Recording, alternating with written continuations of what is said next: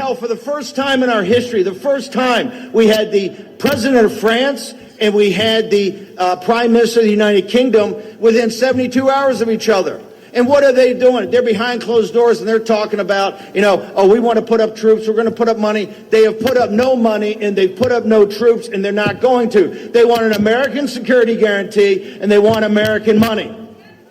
We don't have the money and we don't have the troops and we have no interest in Ukraine and two Slavic entities going at each other. We have what we're concerned about is the southern border of the state of Texas.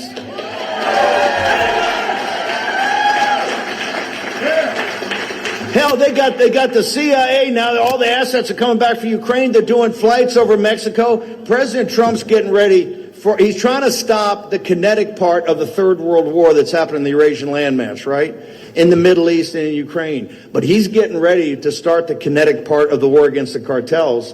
They know that, right? We got to cut off their banking. We got to cut off their finance. We got to get down there. We got to do a paramilitary operation. We got to tell Mexico, step aside, because we're going to take them all out, and we're going to take them out now.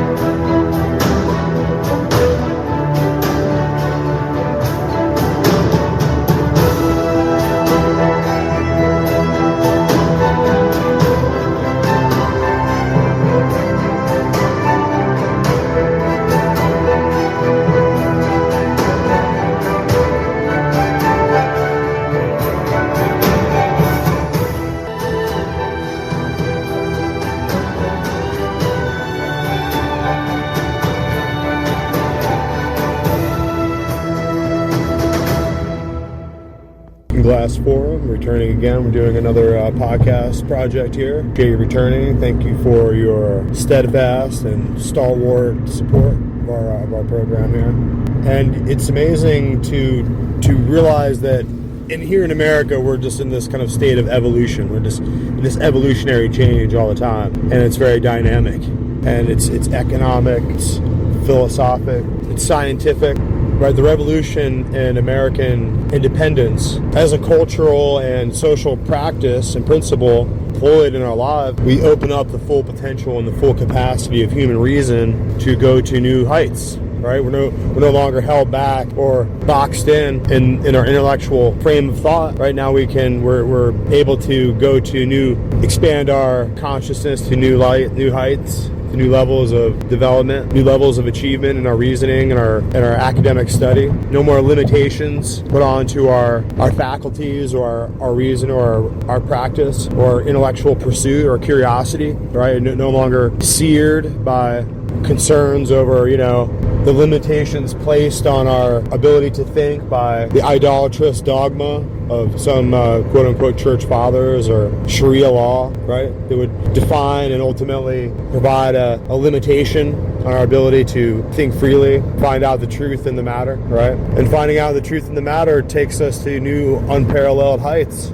We had to begin to comprehend that the earth was moving as a spherical orb, turning upon the weight of gravitation, and that the axiom of gravitation's effect on smaller bodies, right? So that's why, our car or our lawn furniture doesn't just fall away into space, right? It's pinned down to the ground. We can feel confident that it's not by the wish of some genie or some mythical titan from Atlantis or Mount Olympus or something, right? That keeps everything pinned to the ground, but it's the force of the kind of negative centrifugal force of gravitation. So these intellectual pursuits, the ability to think and ask the next biggest, most audacious question in the scientific arena has led us to be where we are, guys. Led us to be the leaders of scientific advancement and technological innovation to the extent, to the height, to the magnitude of the history that the world and history has never seen. And these achievements that are so breathtaking are accomplished in parallel and in unison with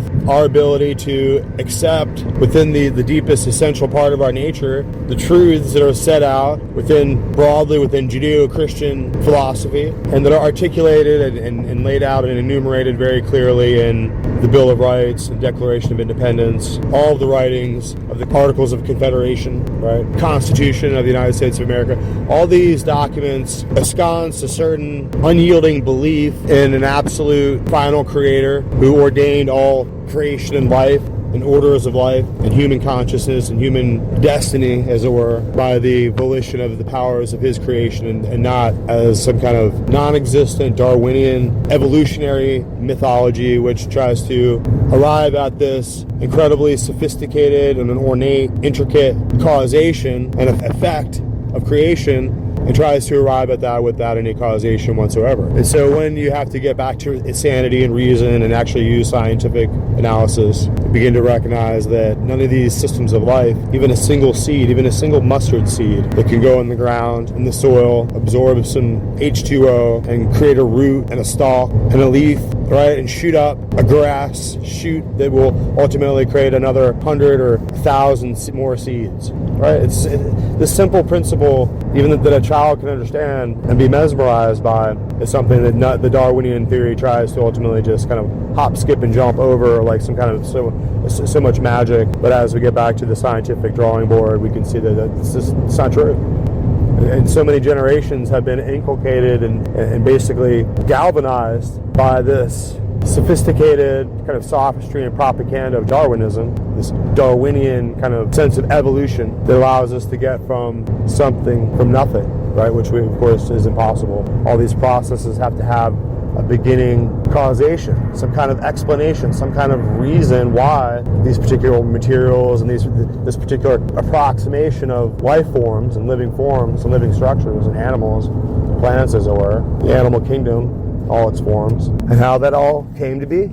Algae and penguins, deep sea life forms. And you can see that the elasticity of DNA allows life forms to change and multiply and take new wonderful different shapes and colors and sizes. And so that gives even more credibility. It makes even the event of life and the living ecosystem of the animal kingdoms, right, of all the life forms that we see, makes them even more astonishing when we realize that they were created with so much careful coordination and carefully laid out definition, with genetic engineering, which is fabrication, which is totally beyond our ability to even comprehend. We try to make robots and stuff. We're like toddlers, right? In our formation and in our inability to really comprehend what is going on there, like the plant life and its ability to use sunlight and use chlorophyll to create photosynthesis, right? It's all the stuff we learned in like 4th grade. But it loses its wonder when we get caught up in the kind of insanity and the damage and the trauma of the adult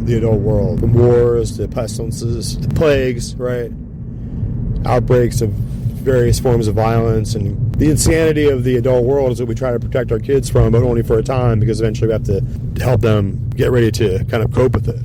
And the one thing I disagree a little bit with President Trump is that he says he's trying to avert World War III.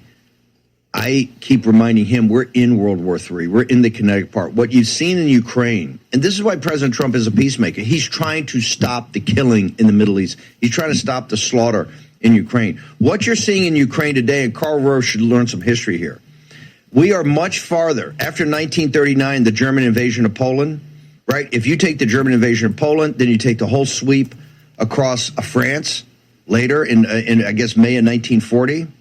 If you take everything that happened in North Africa up to that time, you take the Blitz all the way up to June of 41, when the Germans then Operation Barbarossa went into Russia. Up until that time, and people say, gosh, we were 2 years into World War II. You even throw some of Manchuria and what the Chinese were doing and what the Japanese were doing in China. You haven't, it pales in comparison to the killing and slaughter that's gone on. The million Ukrainians dead or wounded, the 500,000 or 600,000 Russian troops dead or wounded, and the total devastation. So, and by the way, for Karl Rove, in fact, I'll play that later, because I want to say, Karl Rove, if we had, in World War II, if we'd had what President Trump's doing, which is inviting people in, the nation in, to see how it's done and what's happening and what these people are really like, we wouldn't have had a Yalta. The people in Eastern Europe wouldn't have been enslaved by the Bolsheviks and by Stalin for, 50 or 60 or 70 years. right? We wouldn't have given up China to the Chinese Communist Party, Karl Rove. And if you had opened it up, Karl Rove, we wouldn't have the dead and wounded in Iraq and Afghanistan that you, as a war criminal, because you're a war criminal, the lies you told the American people about the Iraq war, about the weapons of mass destruction behind closed doors. If Bush had had the stones and the brains and the guts and the determination to have the American people in the room, put them in the room, we would have avoided all that. Because the American people say, we're not going to do that. You don't have any evidence. We're not going to do that.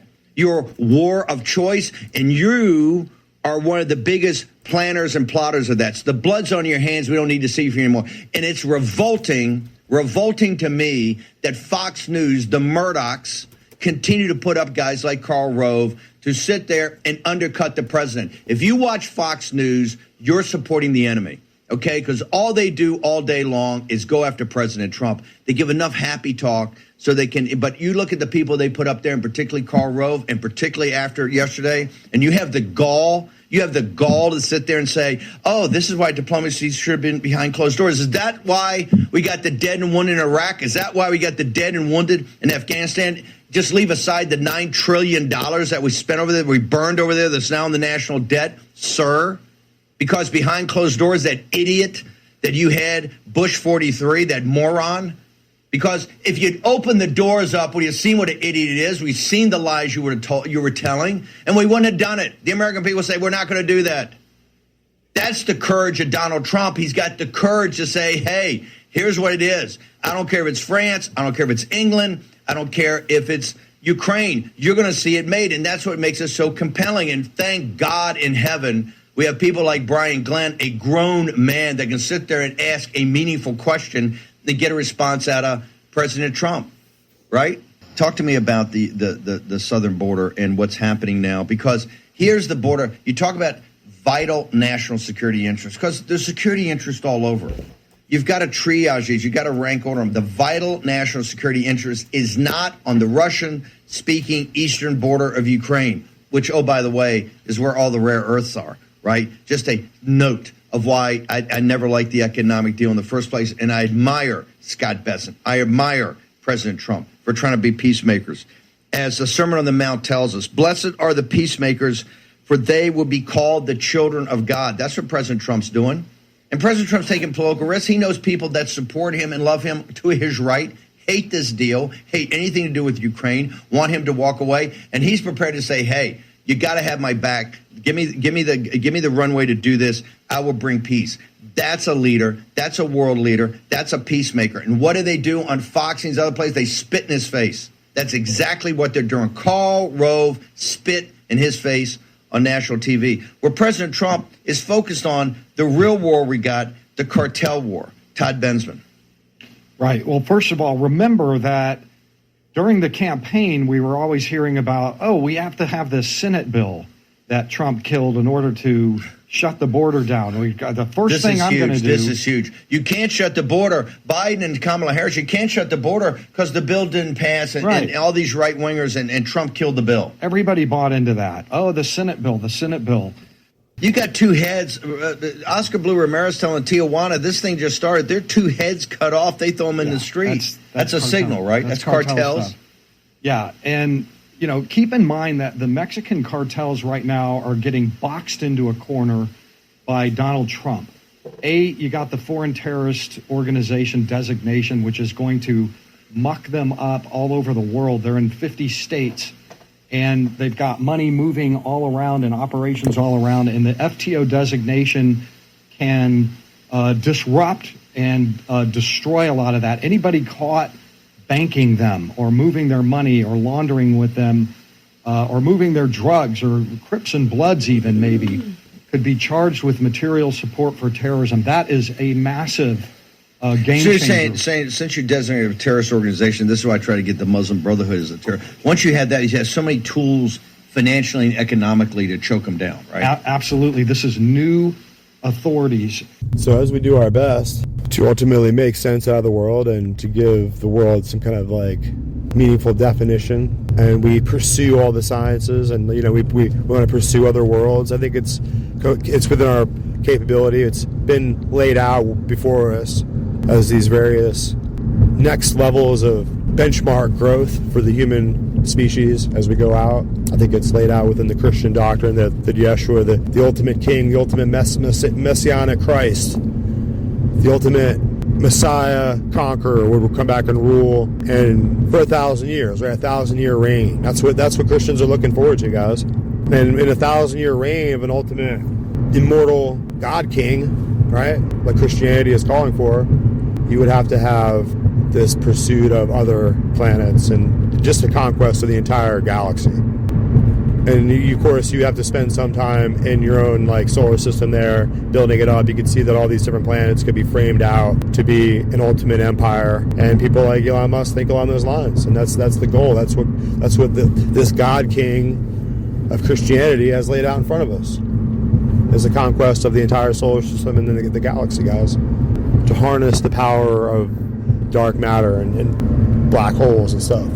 But of course, if we cannot ultimately stop murdering ourselves, cannot stop, partaking on this religious radicalization towards murder and the building up of the old saggy and moldy, crusty Roman Imperium once again, to try to have their ultimate ritual of Horus and try to return the omnipotent power of the Pontifex Maximus to dominate the world, right? So the Antichrist, the false Christ, the one who blasphemes in Christ's name and has like Christ on the little stick, like a spear, like a marshmallow on the end of a poker. The Antichrist, right? Pretty clear to see. People are totally marvelously blind, like as if they're like overtaken by some kind of sorcery, and so their eyes are blinded and they just can't see it and they're staring at it. It's all decorated with golden angels, little naked cherubim babies, right? The pedophilia of Rome can't be outmatched in all history. So this era of the period of the reign of the Gentiles will come to its end, and we'll get to this 1,000-year reign, right? And that's what's ultimately going to happen. So just prepare for that.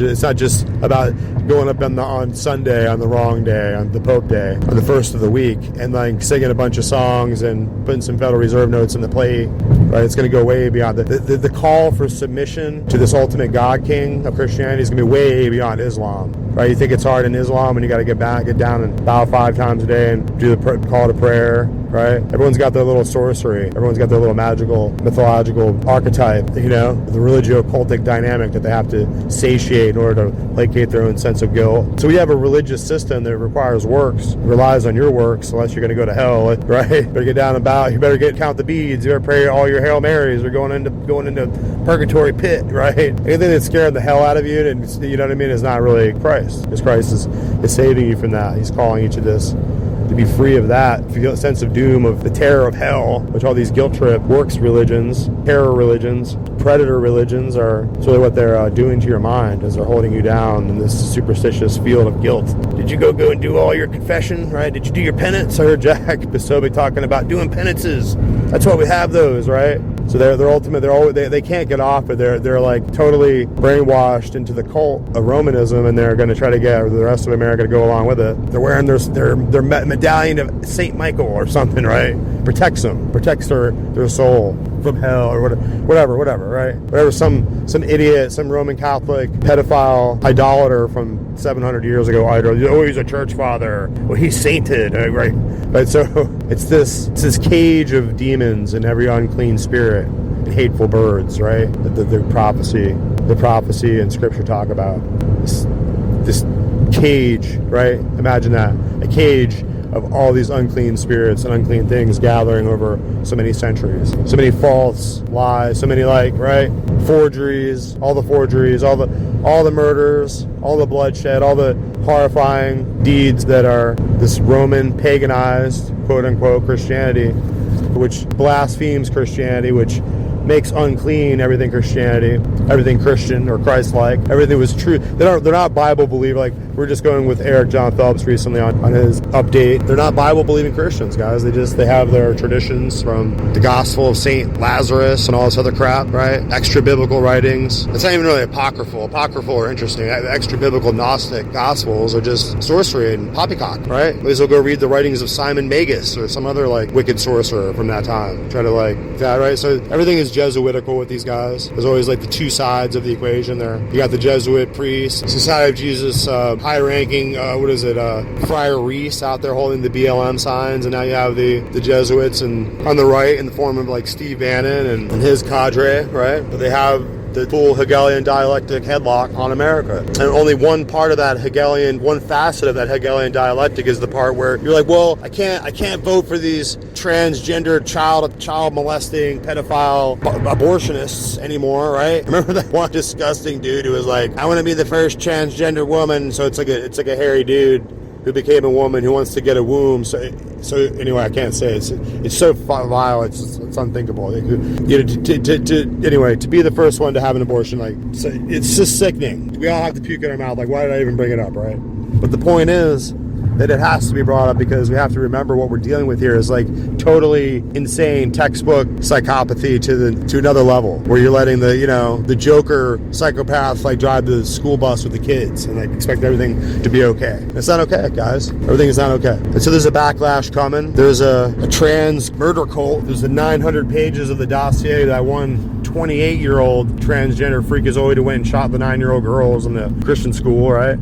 900 pages of that fucking manifesto. Of course, all the therapists involved should all be fucking arrested for not telling someone somewhere that this sick person was going to do this, right? And then there's a whole bunch of these trans murder squads, Trantifa, right, that we're going to have to be dealing with. It's not going to go away. And they want access to your children, and if they can't have access to your children to that classroom, then you're committing genocide against them, and they have the right to kind of go on this calculated murder spree of 9-year-old girls, right? That's why they had to hide that fucking Trantifa manifesto from that individual. They can't have that get now. They can't have that like propaganda actually doing its damage and working its fucking venom in the sick state of mind in America today, right, guys? I mean, come on, let's be real. So we should stop showing the pictures and stop glorifying these murderers. They want their name in the press. We should just make their name not in the press, So now we have the articulation of this weird future Civil War 2.0, where the Democrats have turned into transgender terrorists, right? They used to be like men with cavalry and swords. I'm Stonewall Jackson. Got a fucking saber and a cannon. He's got the thing. He's putting the ball in. Damn. He's jamming the ball down. He's gonna shoot it off. Like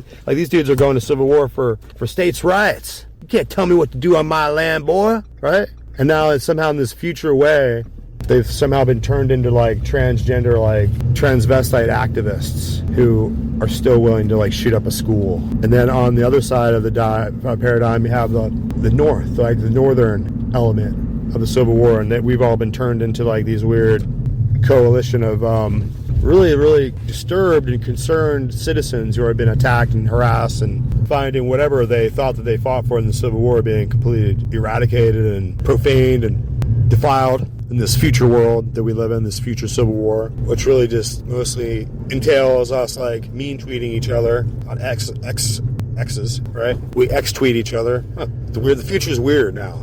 We're in it. We're in the weirdness of the future. And we should have had Trump a long time ago. And it's sad. It's a sad state of affairs. It's a sad process of kind of getting to this place where we've arrived, and the finality, it's the finality of our own foolishness and stupidity and short-sightedness all along that led us to this place. And so we're making it better. We have finally turned the ship around, but only after hitting all the icebergs, right? I mean, and so what's up with America, guys? I mean, what's up with our future? What's up with this? The kid's right. Is it even safe to have children in this day and age? I mean, what is the future of Americans, right? And so it's good to see the coalition of Saudi Arabian kind of political and cultural support across the divide there at CPAC. That's really good. I mean, just watching them go, and Steve Bannon sounds like a straight Jacobin firebrand, right? I'm expecting them to get out the guillotine anytime now. But no, it's, in all seriousness, it's good to see. I mean, and Dave Bratt, he's like the Jesuit superior coming in the background. Dave Bratt, here he comes. He's going to ultimately keep us online towards this earthly kingdom of papal Christianity and the papal supremacy of the future, right? By Dave Bratt. Low key. They don't have to read the Bible, right? They have their Reims Dewey or Dewey Reims or whatever you call it, right? The Latin Vulgate, corrupted Greek, corrupted Latin scriptures that are all just become this mythology and created all these bizarre. Oh, they only have they switched all their commandments around. The God's 10 commandments are now 9, like eight and a half commandments now. Like right, how much more can they screw it up? They turn Mary into like Queen of Heaven, and they just like to cause this new Roman Christianity to be crafted after the old Roman idolatry of the imperial Caesars. Right, nothing's really changed there much. The Jesuits are really just the old Praetorians of old, guarding the absolute divine right of their God King, the Pontifex Maximus Caesar, in this case, the Pontifex Maximus Pope of Rome, and the Jesuits' future Praetorian Guard, right? The Praetorian Guard of the Council of Trent, the Trentians, right? So let's not lose sight of that we're really ultimately in this future state within their own perceptions, because it's really just until Christ comes, until he sets up his physical overthrow of the Pope of Rome, then the throne of St. Peter and the Pontifex Maximus is destined to rule as Satan's imperator and absolute sovereign here on earth until the time that Christ comes. That's how it's going to work. Number two, they're setting the table in Mexico, the Trump administration. What do you mean by that? Pulling CIA in from... Oh, you're saying you're prepositioning or prepositioning assets coming back from Ukraine right now. That's right. That are working down there. Plus, talk about the flights and the targeting flights. Yeah, this is absolutely telling, indicating something big is happening. Extreme number of spy flights. We've always had a few spy flights here and there, but nothing like what we're seeing now. Off the coast, some of it's authorized by Mexico. Some of it's just along our borders. There's drones. There are manned spy aircraft, targeting. Now, one of the Mexican officials, I think the interior minister, just went on the record yesterday morning saying that one of those spy flights is responsible for the targeting and arrest of 2 top Sinaloa cartel chiefs down there already. They're already acknowledging this is different than the 29 that got shipped up, which is huge. This is different. Extradited to the United States. Yeah, that's another novel. The Right. 29 that they have shipped into the United States, many of them are founding fathers of the cartels. They've been in luxury prisons, running all operations out of there on the ground. Yeah. And the fact that they scooped up these particular they're mass murderers. The capos. They're mass murderers. They're the capos of the cartels, and they're mass murderers. They're human rights violators to the nth degree, with thousands. But you're saying with those guys, as bad as they are, they've already targeted. They're rounding up guys now. The Mexican authorities. Right, and all of this is, you have to remember the context for this is Donald Trump's trade tariff threat. Big time. That's Social what Tuesday, this is all 25% is because Mexico's finished if that happens, right? And yeah, right. Well, they go into recession pretty quickly, and nobody wants that. And one thing that we have to remember about those Claudia Sheinbaum had to bring scalps to the Oval. Had to bring them. They brought scalps. Big scalps. That's leadership. That's Trump's leadership right there. And also being a deal guy. Understand where the leverage points is. We're going to use economic warfare until you start acting as an ally and not as actually working on their side. This is what Oscar Blue Ramirez said. He shattered kind of the political class that's been working with the cartels. Well, I mean, let me get to that real quickly because it's related to the CIA move. In my opinion, I don't have any special sourcing in the agency. Yes, he does, but he has to deny it. But keep going. So CIA is moving in because they're going to be doing covert ops all over Mexico. They're going to be doing counter-narcotics operations. They're going to be doing informants. They're going to be infiltrating informants everywhere. They're going to be pulling intel. And it's my belief... We did this in Latin America 20 or 30 years ago. Oh, yeah. Right? Yeah, we did. Yeah. And the CIA has been down there, but just in smaller operational capacity. Now, what they're doing now is they're trebling down on CIA. Why would they want to do that? Because the way to go at the cartels is not like we've done in the past, where we just go after sicarios and bad guys that are captains on the ground. We now understand that the new way is to take out the Mexican official bureaucrats that are corrupt, that are running everything. Wow. A good friend of mine, former captain at Texas DPS, Jason Jones. He was my captain when I was at DPS Intel for years. Foremost expert on the cartels, explains that's called the company. They call that the company. Now, let me give you an example. Just a few years ago, the Hegseth of Mexico was arrested in California on charges. That guy is the top. That's like the DOD chief of their DOD. Was a cartel guy. He's a cartel guy. That's how high this goes. And by the way, the U.S. was eventually forced to return him because Mexico wanted him so badly that they were going to boot out all of our agents, all of our DEA people, everything, just ruin everything. So we returned the cartels want him back, I think, because he's not doing it. I mean, once they get back to this, the cartels. Come on. That level. Mexico's already given us blowback saying you're not going to be able to send troops here. You're not going to do paramilitary activities. We're a sovereign nation. We're not going to do it. You're not going to do it.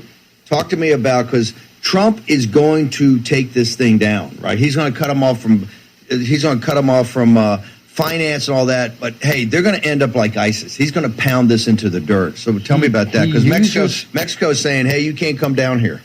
He uses rhetoric that goes like this: total elimination. That's the policy. Total elimination. Now, whether that's going to involve U.S. air power or Navy SEALs. You mean a Reaper, like a drone strike to take drone out? strikes, things like we did to ISIS. Nobody wants to see American troops come home in body bags from Mexico. I think that's a political non-starter. I think deep down inside, Trump understands we can't have U.S. troops return in body bags, or that we certainly don't want that to happen. So what they're going to do probably is require the Mexicans to proxy for us. Mexicans. Are they prepared to do that? Isn't it totally corrupt? Is the Mexican Marine, is there any unit down, the federales are corrupt, the whole thing, all the officials, and you can't blame these people. Sometimes we're going to get ahead. They're putting the heads in the streets, as Oscar says, as a warning to these guys, either lead or gold, right? Either take our money and you get on the payroll, or we're going to blow you away and we're going to blow your kids away. That's why they have to go after the company. The company. You have the Mexican DOD guy doing drug trafficking and laundering with the cartels. I mean, under Nieto, just a few years ago, there are people like that in those positions that have to be identified and taken out. I think CIA has their work cut out for them there.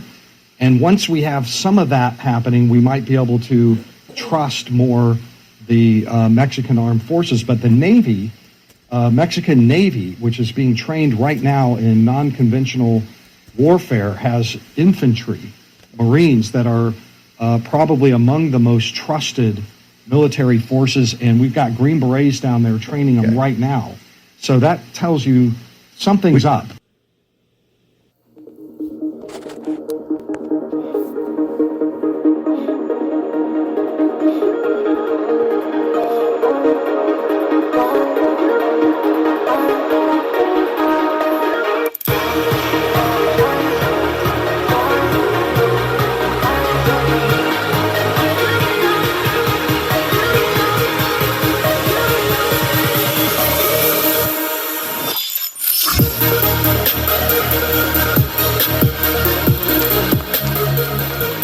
That's right. It's another word from our awesome sponsor, Wendy'sLimited.com. Wendy'sLimited.com is the hottest new styles in the fashion industry. You got to go check out Wendy'sLimited.com. And of course, Wendy's Boutique Limited is not sucked into all the vino and brainwash of the leftist political culture out there. We know what a woman is, and we're here to serve women.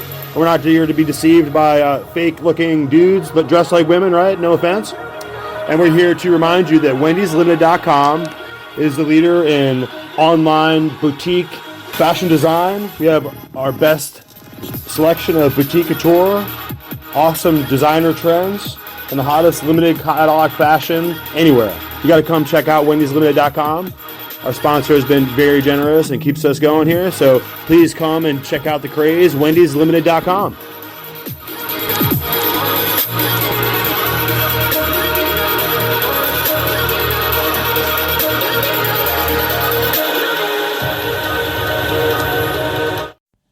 So yeah, I just gotta get through that little get through our editing process here, guys. I'm not sure how much of my rant about the FBI is gonna really survive the editing process, right? And so that's the kind of nature of this process of trying to understand like where we're at here in America, right? I mean, we're at a place now where I can't really rant about the FBI, American Gestapo anymore, because it looks like the reordering and the accountability and the process of bringing to light all the kind of corruption that was happening there is underway. So now I can have me, Joe America, right, Mr. Q, John Q. Public, can have my FBI back, right? I can have my FBI back. I always liked to watch movies in the 90s, right, in the early 2000s, and I like to see the FBI agents go in the movie, and they were the good guy, right? They're trying to stop the bomber or save the people on the plane, or they're part of the process of the American, national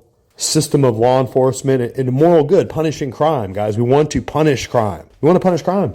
If I commit a crime, I want to be punished, right? I mean, we want equal justice for everyone. We want Bill Gates and Anthony Fauci, if they commit a crime, right? It's punishment, guys. You need every single person in this country needs to be held accountable. And that's just the simple fact of it. And so we have to get to that place now where we can begin to look at the law enforcement agencies in this country through a lens of national restoration, right? We need to see this. It doesn't end well for the FBI if we just have to shut it down and just shutter the place. You know what I mean? We have to bring the FBI under control, bring it into order, bring it to a place where it's doing what it was designed to do, and upgrade it and streamline it and ultimately cut away the dead weight so that we can get a functioning law enforcement agency in this country that will do what its job is to do, which is to protect. It's empowered by the executive branch of the Constitution to do the functions that it's designed to do. And so it's just been carried away. It got woke.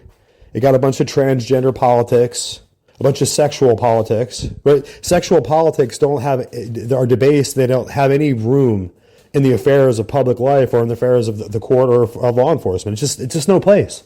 Who you go to sleep with and who your partner is or may or may not be is just not relevant. You shouldn't be on your T-shirt. There shouldn't, right? I shouldn't be walking around with like a heterosexual armband on my fucking arm, right? Right? So why do others? Why do people have to go around with some kind of like sexual identity flag and wave it around at everybody? I mean, that has nothing to do with the process of finding out who are criminals in this country, right? And so there's going to be disgusting, depraved, sexually sick people in this country who are going to be messed up all across the line, right? We have to find the sick, depraved perverts that are endangering American citizens and children in this country, right? Instead of putting these transgender, polluted, and perverted politics in the classroom of children with adults present and adults going ahead and consenting to allow children to sit in front of the drag queen story hour guy who's going to like drape his saggy balls in front of all the children or whatever, right? Or the chicks with dicks kind of guys up there who have breast implants and they can't have kids. They don't have any children. They're not mothers or fathers to any degree. And then they're parading themselves around with some kind of like weird sexual politics in front of our fucking 5-year-olds. We can't have it. And anybody in the FBI, anyone in the government who thinks that's an appropriate way to act in front of children, you need to get your fucking head examined. You need to get the hell out of my government. Okay? Because there's lots of sick guys. You got these weird, sick, polluted, and perverted, totally sick, heinous scum. The story that everyone was talking about recently where you have these, perverted gay guys who have somehow adopted sons so that they could just brutally rape and molest the sons like half to death and starve them and treat them like shit, right? And so for every disgusting kind of like horror show, freak show story out there like that, where you have some kind of like perverted homosexual guys like raping kids, there's a heterosexual couple that will do the same exact thing. And for every family out there who is healthy, not sick, not demented and perverted, right? For every family out there that's healthy and wonderful with a man and a woman, right, and healthy kids and a wonderful family, there's another family out there who have same-sex parents who are perfectly healthy, perfectly wonderful, and the parents are the kind of individuals who would never, ever harm a child, right? Right?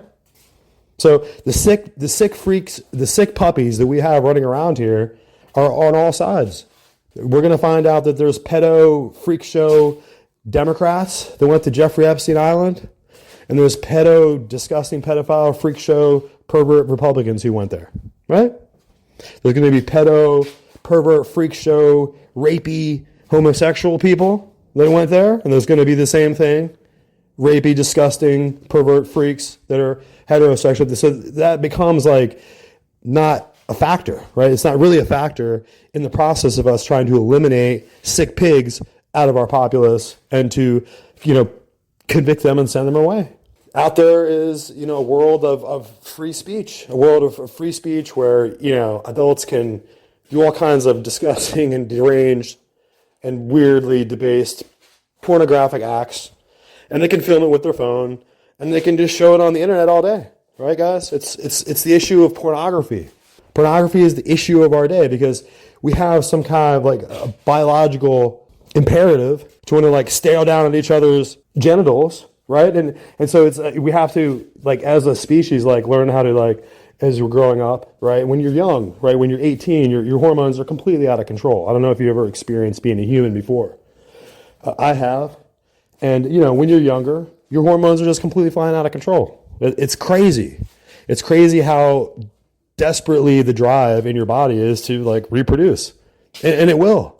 And it will find someone else who has the same biological drive as you, and you will reproduce. Or you will attempt to, right? You will attempt to reproduce with your partner, and then your body is going to make you, right? That's just a fact. And so part of that kind of insanity we go through as a biological species is this process of like, oh, I can now take a selfie of my tits, or I can take a dick pic, right? And I can send it to people, and I can, right? My drive to reproduce is so intense that I'm trying to do it like remotely, right? Or not, maybe not me specifically, but I mean like me and like the royal me of all of us, right? This is the human condition. This is the human condition because we're not going to be able to dispel. We could try to control ourselves and eliminate pornography off the internet, but you're not going to take away the human drive towards reproducing and trying to have another generation because we're sexually driven beings. And so that's just a fact. You're not going to get around it by trying to like make us all into Puritans, make us all wear hoop skirts, right? There's nothing we can do to shut down the fact that we as a species are trying to, at all times, whether we realize it or not, when we're at work trying to make money, when we're shopping, one of the main primary functions of everything we do, like 40%, is to try to like have sex with our spouse or have a spouse we can have sex with or just go to the club and meet someone that makes me feel less lonely or maybe you less lonely, makes us feel less lonely, right? Just anybody, any human contact. That's what it's all about. That's why we're going to all go to the rock shows and like mosh in the mosh pit and bang together, eat with each other, right? Or we're going to go to the club and we're going to fucking eat Molly and all dance together. Like, we're all dancing together like real close and we don't know each other, but we yearn for human connection. We yearn for it constantly. And if a human is too alone, they're never going to survive, right? If you or I or anyone is too alone, we're in hell. Have you ever been to jail? Jail can be a very lonely and devastatingly separating experience of total separation. It's deprivation of the highest order in every level. And many of the people that you're forced to associate with in there, you desperately never want to, right? And the people you miss and you want to associate with are lost from you, except for maybe on a visitation day, if you have a chance, right? So this need in us to be together, to be a human family, and to also to take care of our drive and to address our libido and the urge to try to like have children, it's expressed in everything we do. And I'll take the position now that in the West, in the Western civilization, we have the best format in culture, in society, in civilization for formatting, giving a community purpose and function to the process of getting us into a state of monogamy, right? We get married. We have the marriage ceremony and the marriage ritual, which is the exact thing that we derive and we inherit from Judeo-Christian philosophy and Judeo-Christian Western civilization for the last 10,000 years. And one thing that you can understand about the Old and New Testament is the idea of the bride and the groom and the man and the woman. And that's how you have civilization. That's how you have this idea of passionate connection between people. They are in love.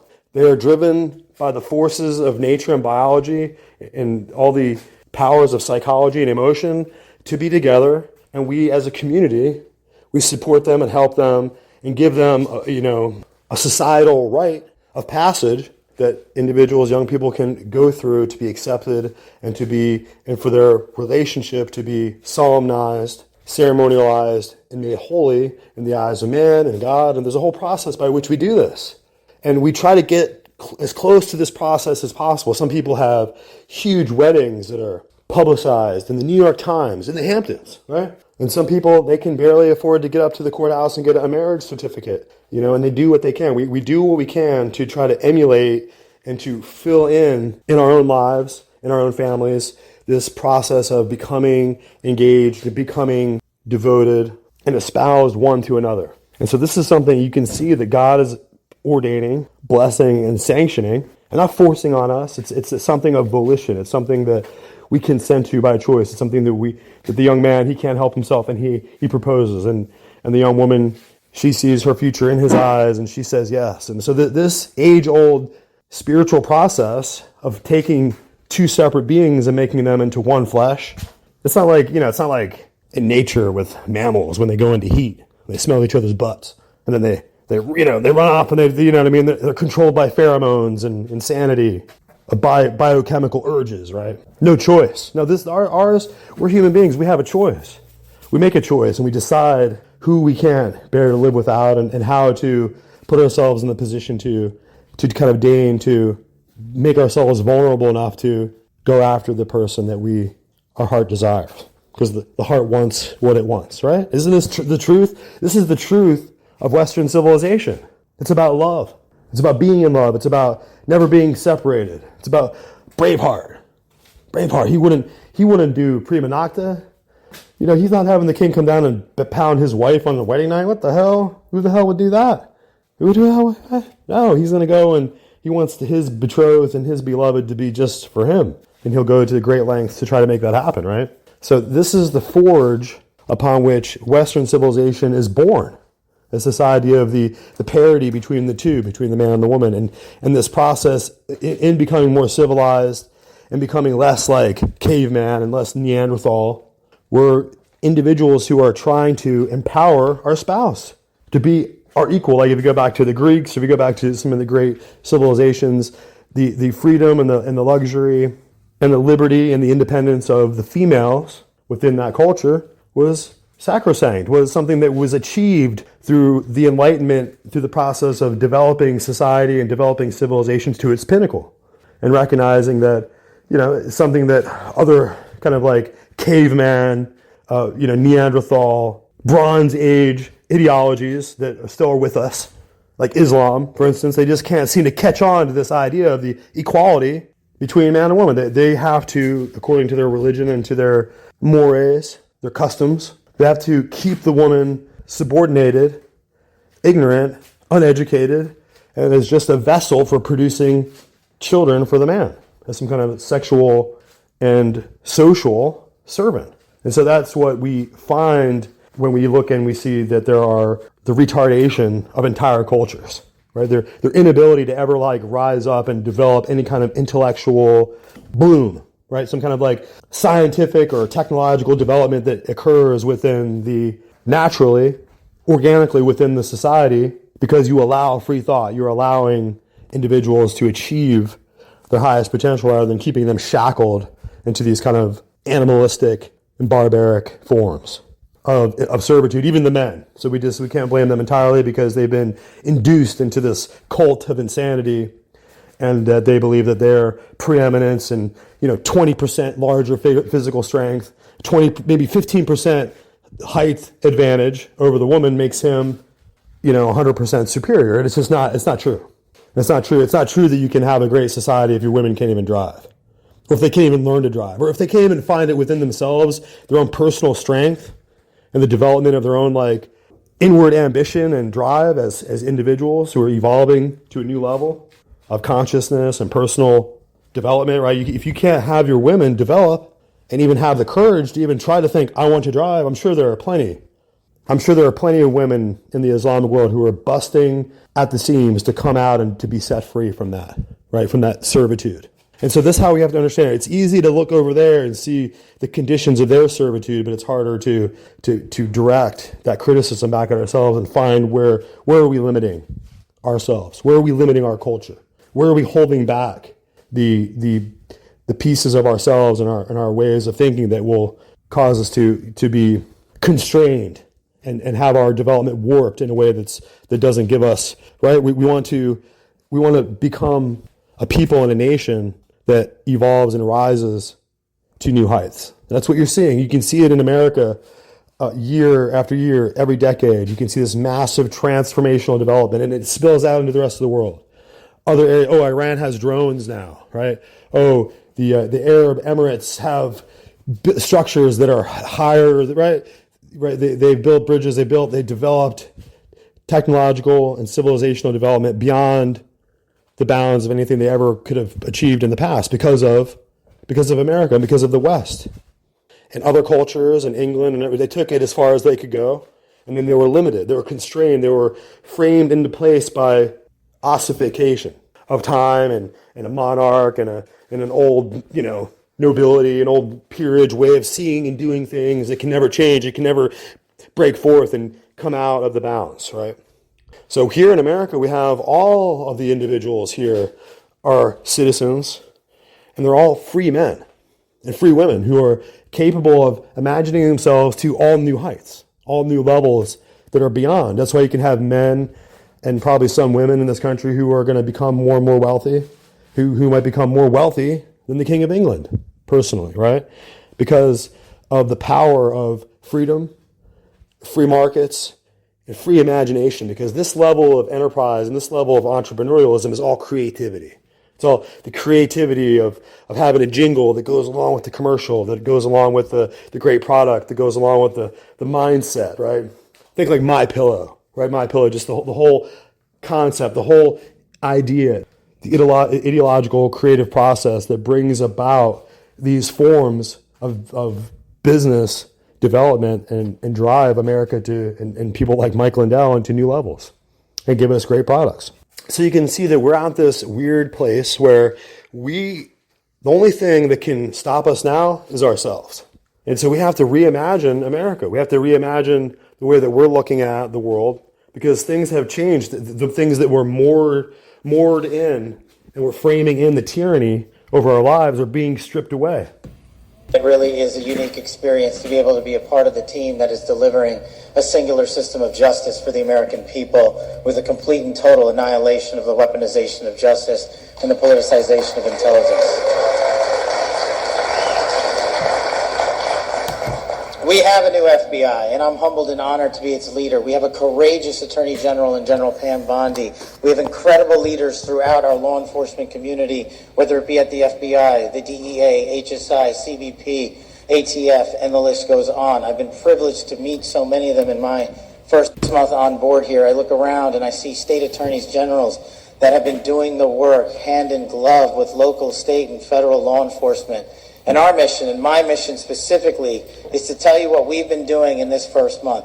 And I told you when I got this job that we would crush violent crime, that we would take the fight to anyone who wishes to do harm to our way of life and to hurt our citizenry, that we would go to the ends of the earth to bring them back to face American justice produced right here in this very hall, in this very building.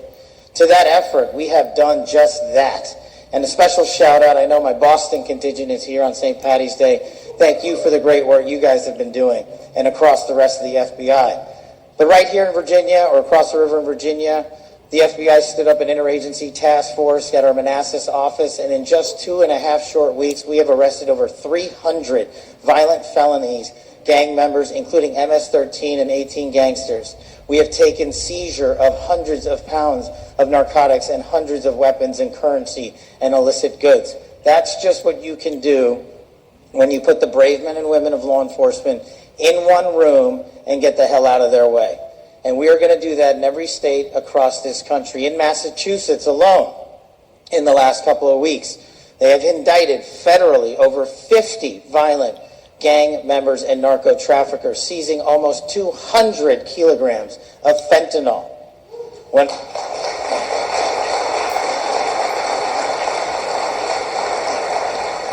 There is no time for us to waste on this job, and that's why under President Trump's leadership and General Bondi's leadership, we've been instructed to get after it. And that's exactly what we are doing. We have to especially get after it when we lose an American citizen every 7 minutes to a drug overdose. We have to especially get after it when a woman or child is raped in this country nearly every 6 minutes. And we have to especially get after it when there are 2 homicides nearly every hour in this country. Violent crime is exploding, and it is a direct result of the border invasion that occurred. The people were terrorized by the FBI. They did the Fedsurrection, and they were looking all over the country. There's no telling how many of us, and me and you, were like snooped into and followed around, and maybe they creeped into our homes with their tools. They could easily creep into our homes and look around and check out our shit when we're not there, right? Easy. And those are the functions of the FBI, but they were turned against the American people, not in their defense, in my defense. They weren't coming to snoop into our shit to make sure that we were protected. They were trying to find people that they could victimize. They were trying to find, like, show me the man and I'll show you the crime, right? We were turning into this Leninist, savage, one-party dictatorship over the American people. And so we're far from out of the woods. But this is the first month of the Trump administration, the very first month, right? The first month. We're in the first 30 days. We're in it. And the world is changing. The world is going to change in a big way. The economy is going to change in a big way. Maybe we won't be paying taxes anymore. Maybe, corporations and certain individuals out there, maybe people who make $1.2 million a year, maybe they'll get 40% of their income tax back. I love it. I love this new golden age. I want to see our economy white hot. I want to see more and more millionaires made in this country every week, every month, all the time. I want to see these businesses flourish here in America. That's what we need, guys. That's what we're looking at. We need someone who can think along these lines. And while we get excited about the prospects and the possibilities of this future, we have to be aware that this agenda moving us towards a North American Union, it's in play.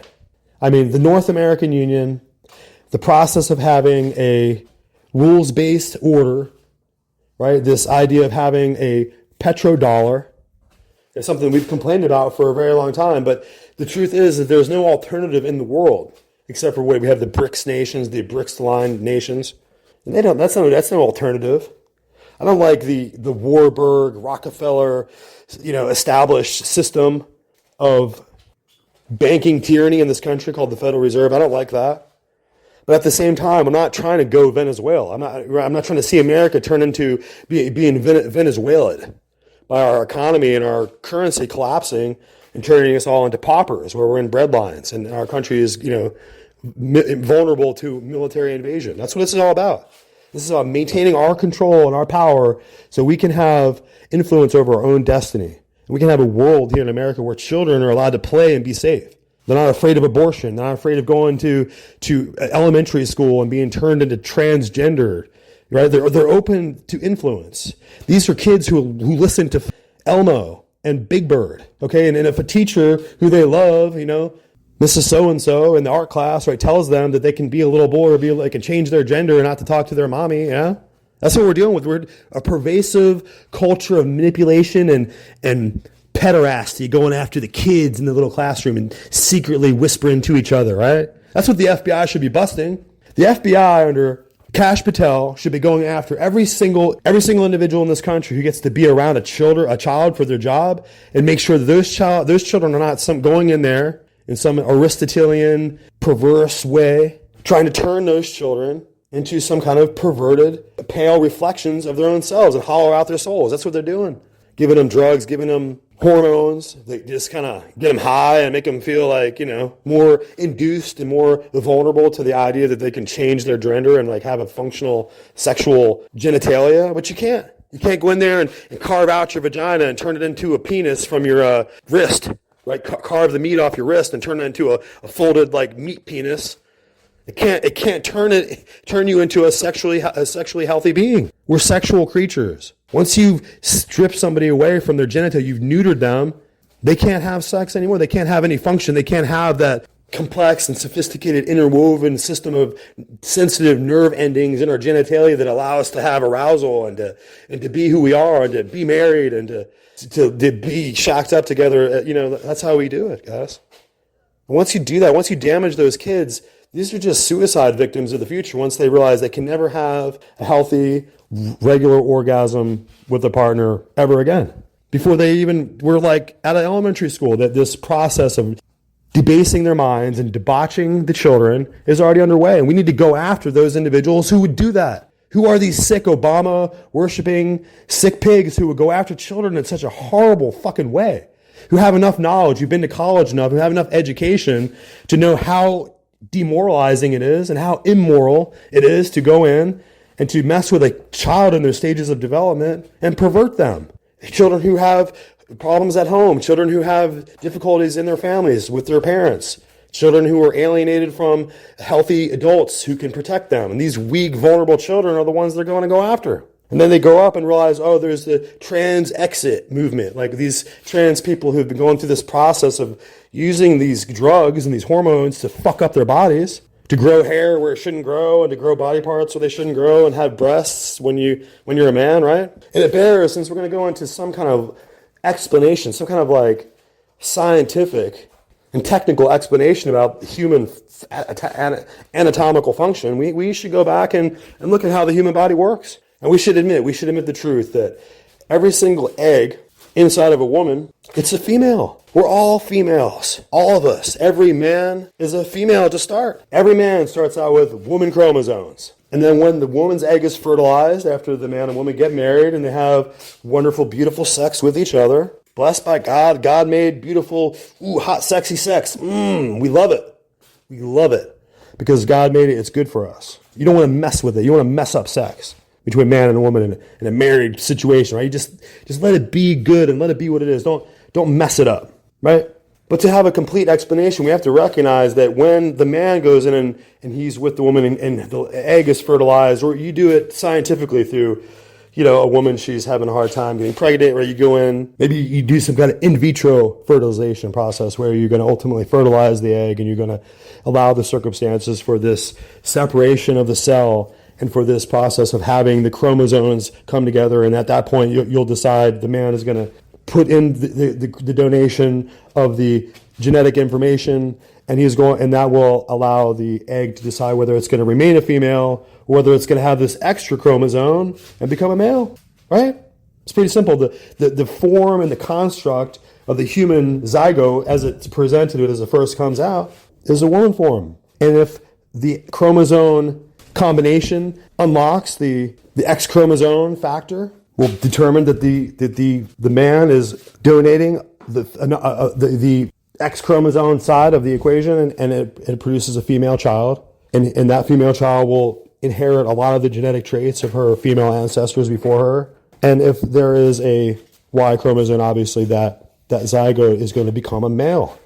And so on our chest as men, we have nipples. We have muscular chests. And if we had an X chromosome instead of a Y, those muscles structure would have been different. And our chests and our nipples would have been grown out to become mammaries and to have breasts, right?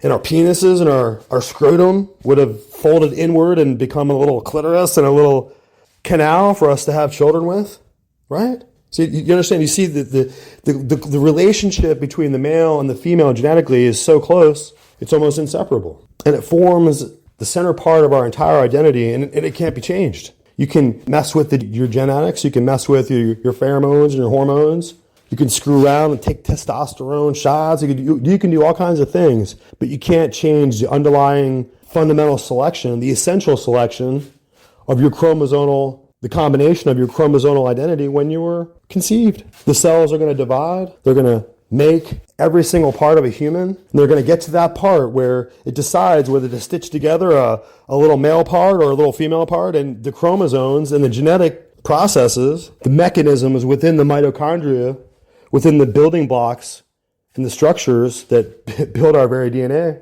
and build the and the unfolding of proteins and the fusion of the various genetic parts here, forming that single cell zygote, which ultimately is going to begin to split apart. And this is the most amazing and miraculous, inexplicable, fundamental form of life, that this individual cell, without any kind of direction or without any of our ability to comprehend what is happening there, a human being unfolds out from within all these genetic processes, and there's an explosion within the smallest and most finite membrane within the human body. There's a cellular explosion to the extent that this one zygote, this one living cell, is going to multiply indefinitely in order to form a living human being and form a human heart, form a skeletal structure, form tiny little toes and thumbs. And it does this perfectly almost every single time. And so this same individual that is going to be born forth from this exploding, unfolding process of cellular structures, building proteins and building and knowing like this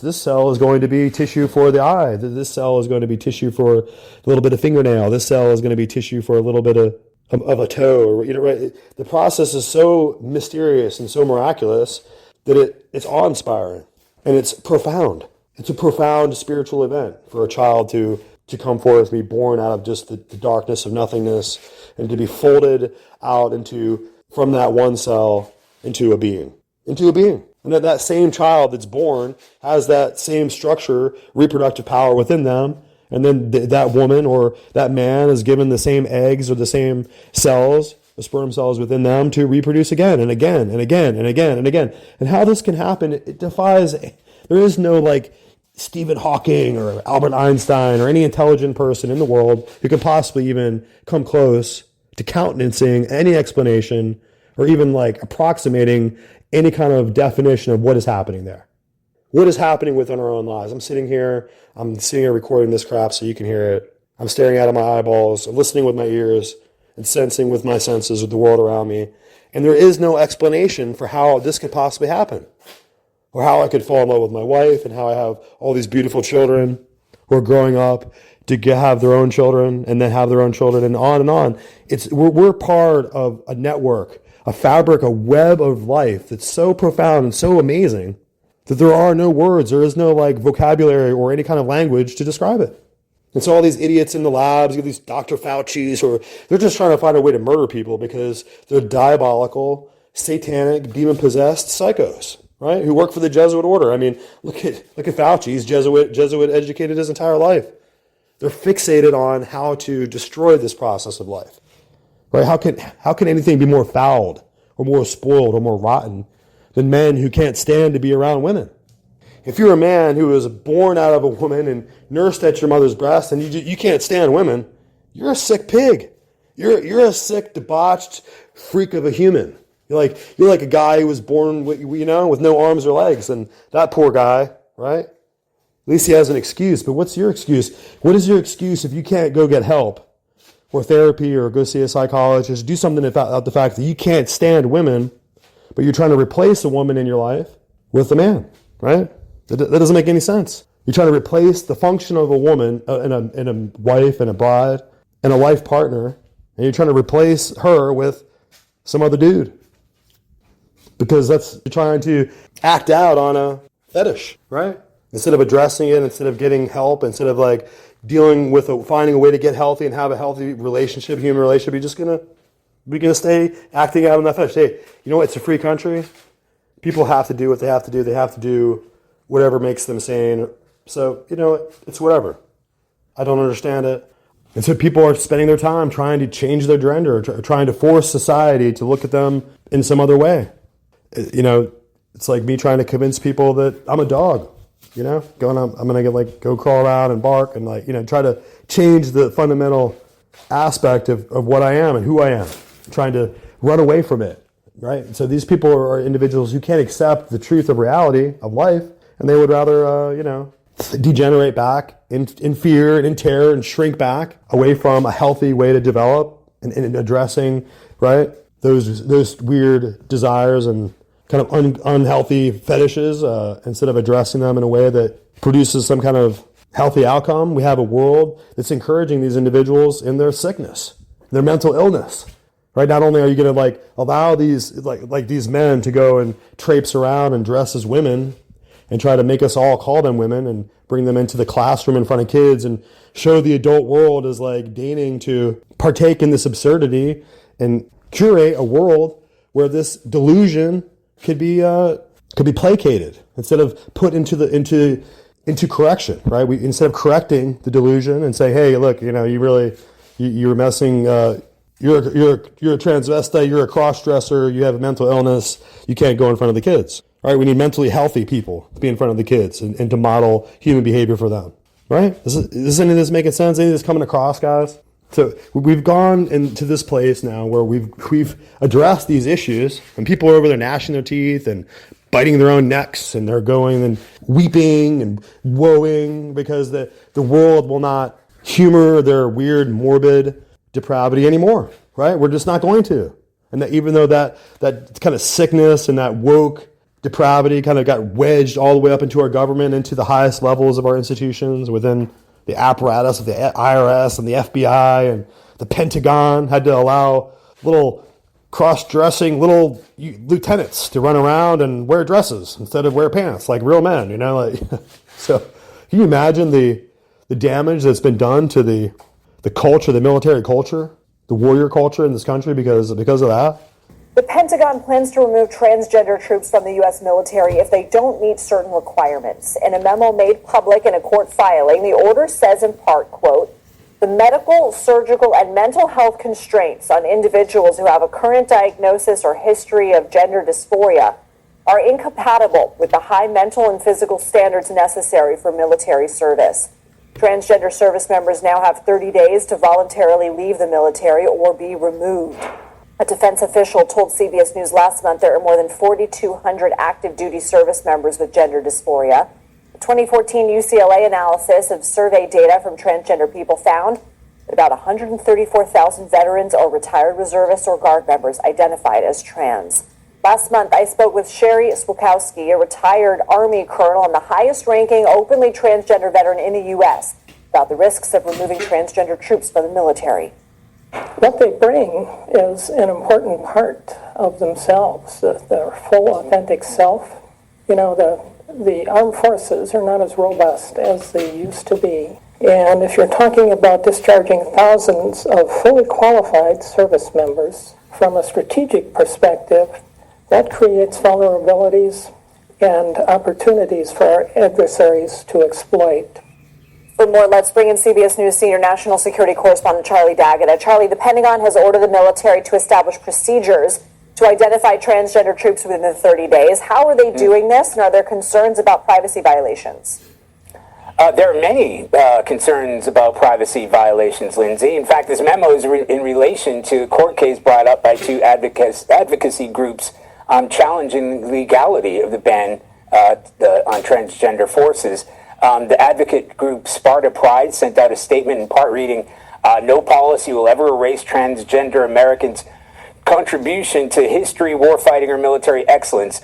And so we got to point out that this is essentially a ban on all transgender service members because of the language used in that memo filed on the court on Wednesday. Within 30 days, Pentagon must identify these individuals. Now listen to this, who have a current diagnosis, history of, exhibit symptoms consistent with gender dysphoria. That's the medical term for emotional stress caused by when a person's biological sex doesn't match their identity. So under that ban, the President Trump first put in during his first term, transgender members who had come out prior and had been taking medication and had transitioned, they could continue to serve and receive medical care. And those who had not come out before the ban had to serve whatever biological sex they were born with. So this afternoon, the senior official repeated that number you quoted, 4,200 service members in Guard, well below estimates. But again, those are the people who've been diagnosed with dysphoria. The memo says some troops may be considered for a waiver on a case-by-case basis. What does that mean? Yeah, so the language that I just repeated there really doesn't appear to give much wiggle room. There is certainly no guarantees. That's what we have been told. That's not a surprise. The policy says that some service members may be considered on a case-by-case basis, provided there is compelling government interest. Now, the DOD has not elaborated on that because, frankly, we haven't even got a statement from the DOD. But if you were to read into it, considers certain individuals hold certain positions in the military. The memo goes on to say that a soldier must demonstrate 36 consecutive months of stability in the service member's sex in order to obtain an exemption. So 3 years of behavior consistent with their birthed sex. Stability. Okay. I got to be quick with you on this. What are you hearing internally within the DOD in response to this? Look, Lindsay, the Pentagon, the DOD, they will do what they're told to do, right? They're here to follow orders. But I have spoken to trans service members who said, look, we are up to the job. We passed the physical fitness constraints of this job. We want to serve our country. These are individuals who, by the way, were banned under Trump in the first administration, brought back after Biden reversed that order, and now they're facing the same sort of ordeal. But they say they're going to fight. They're going to fight for their country. They're going to fight for their jobs and fight for these issues. Because you're allowing people's insanity to be treated as some kind of like reasonable and rational form of lifestyle when it's not. People who are mentally ill, who can't figure out how to like cope with gender, right? They shouldn't be in the military. They shouldn't be in law enforcement. They shouldn't be in positions of, quote unquote power. If they can't discipline themselves, if they can't understand themselves, if they have all this kind of neurotic insanity in them, and there's no telling like how that blows back on children. If these individuals can't have like a wife or husband and they can't have healthy children, like I look at Donald Trump, I mean, healthy children, moral family, chaste and kind of, and look at Melania Trump, a good example of a healthy, faithful, monogamous spouse, man and wife, right? With a good, strong spiritual background, a Christian background, right? A beauty queen supermodel with a spiritual, moral worldview. Can you imagine that? Can you imagine like Hollywood is just these profane, perverted, and depraved, drug-addled, supposed, quote unquote, movie stars who go in and just sell themselves out to every Jeffrey Epstein, right, concoction there is. Can you imagine all these individuals who are caught up with Puff Daddy or what are these idiots? I can't even keep up. P. Diddler. He diddled them all. And they were quietly, Me Too, the weak, pathetic, cowardly Me Too movement that didn't like point the finger at any like victimizers, right, or any sexual abusers. It just accused mankind in general, right? Just accused all men, right? No, not all men. You got certain producers, you got certain Jeffrey Epstein, Paul Harvey Weinstein kind of rapey, perverted pigs out there running the rape rooms on these women out there who are going to go to these parties, get filmed unconsciously, like banging everybody, right? Beyonce, right? Can you imagine that? That's what happened to these women. Like, why was Whitney Houston in her fucking bathroom, smoking crack to death? And she couldn't come out. What damaged her? Like, we thought that she was just a brilliant star. We didn't know what they did to her, what they filmed her doing, and what they held over her to control her, right? That's what this is all about, guys. This is what all these women, you got Britney Spears flips out, she's like methed out, she chops her hair off. She's like, these people are ruining these people's lives systematically, day in, day out, week after week, month after month, just getting them fucked up on drugs, getting them completely controlled, right? So they can go out there and put out the message that they want them to say. They want the black guys to dress as women, right? You gotta have all these. That's what Dave Chappelle would not do, right? You have all these black guys, they got to go out and like prance around as little women and little, it's completely demoralizing. It's completely destroys the masculinity, the integrity of the men. Look at like Will Smith. What happened to that guy? How do you get cucked out so hard? You're worth millions. Everyone loves you. You're like the world's like darling. You know what I mean? You're the world's biggest star in the world almost. And no, you still get cucked out. You still have to sell out your family and your kids and your wife to the sexual desires of these pigs because they control you, they blackmail you, they run your career, right? This is so sick.